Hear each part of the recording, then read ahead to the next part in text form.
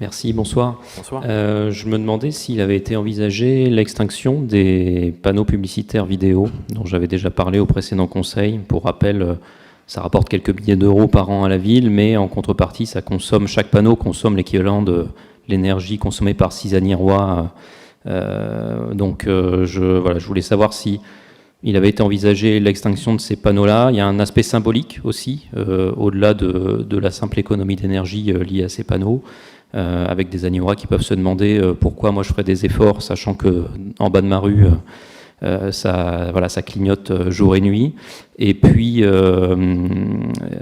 c'était ce que je voulais savoir au minimum s'il était prévu, même peut-être pendant les jours rouges, EcoWatt, d'éteindre ces panneaux.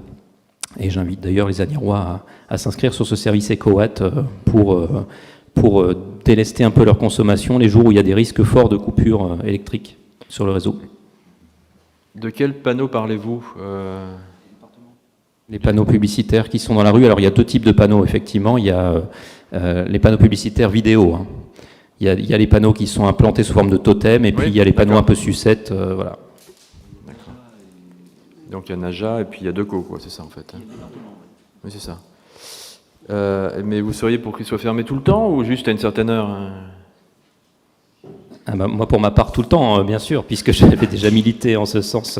Mais au minimum, vu la situation, il me semble que il faudrait réfléchir à prévoir une extinction dans les périodes les plus tendues au minimum et les périodes les plus tendues de tension sur le réseau électrique.